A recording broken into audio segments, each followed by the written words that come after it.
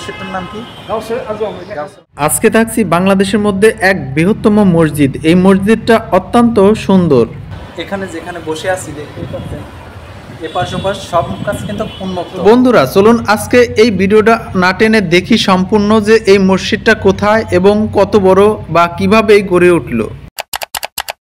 বন্ধুরা আজকে চলে আসলাম বাংলাদেশের মধ্যে বৃহত্তম ও সুন্দর একটা মসজিদ। এত বড় মসজিদ, যেমন বড় মসজিদ তেমন সৌন্দর্য চারিদিকে। এই মসজিদটা নির্মাণ কাজে অনেক ইতিহাস ও অনেক গল্প রয়েছে। মসজিদটি হুসাইন মোহাম্মদ এরশাদের হাতে নির্মাণ হলেও এর মধ্যে রয়েছে অনেক ইতিহাস ও রহস্য। আসসালামু আলাইকুম বন্ধুরা, আশা করছি আপনারা সবাই খুব ভালো আছেন। আজকে যে জায়গাটা চলে এসেছি তো এটা মূলত আউলিয়াপুর শিরোমণি গাউসুল আজম বড় পীর হজরত আব্দুল কাদের জিলানী রহমতুল্লাহ এর পবিত্র মাজার শরীফের গেলাফত আদব ও আকিদার সাথে ইচ্ছা করলে হাত দ্বারা চুম্বন করতে পারেন, সেজদা করা নিষেধ।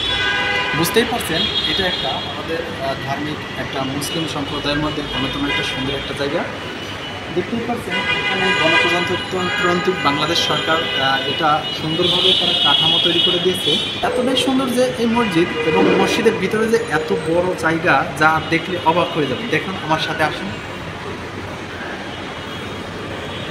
এই মসজিদটার আকার আকৃতি কোনো দিকেই কম নয়, সব দিকেই যেন এরিয়া ভলিউম কোনো পাশেই কম নয়। মসজিদটির অবস্থিত ঢাকা মহাখালী এবং গুলশান একের মাঝামাঝি, যাকে বলতে পারেন আপনারা ওয়্যারলেস।